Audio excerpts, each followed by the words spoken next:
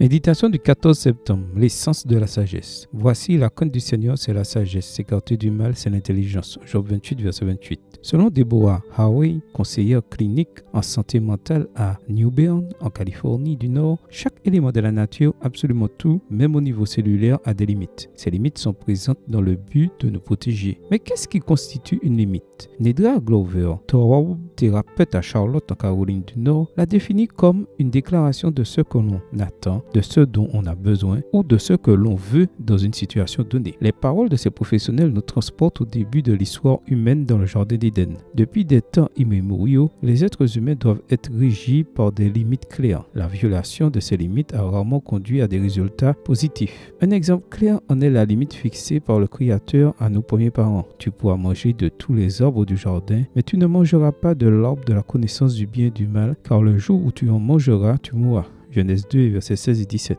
L'ordre était clair et précis, et il y avait une limite à ne pas dépasser. Les conséquences de la violation de cette limite sont évidentes dans les pages de l'histoire humaine. Il est pertinent de souligner l'une des raisons qui ont poussé nos premiers parents à transgresser la limite divine. La femme vit que l'arbre était bon à manger, agréable à la vue et propre à donner du discernement. Elle prit de son fruit et en mangea. Genèse 3, verset 6. Ève croyait à tort que violer la limite et manger du fruit défendu était le moyen d'atteindre la sagesse. Bien que le désir de sagesse soit universelle, la vraie sagesse ne se trouve pas dans le mépris des limites établies par Dieu pour notre bien. La vraie sagesse réside plutôt dans le respect de ses limites. Après avoir décrit comment Dieu fixe des limites à la mer, au tonnerre et à la pluie, Job déclare « La crainte du Seigneur, c'est la sagesse » Job 28, verset 28. En parlant de l'obéissance au commandement divin, Moïse exhorte Israël en disant « Vous les observerez et vous les mettrez en pratique, car ce sera là votre sagesse et votre intelligence aux yeux des peuples qui entendent parler de toutes ces prescriptions et qui diront « Cette grande nation ne peut être qu'un peuple sage et intelligent » Deutéronome 4, verset 6. Puisque la vraie sagesse se manifeste dans le respect des limites que Dieu a établies, te considères-tu comme une personne sage? Amen.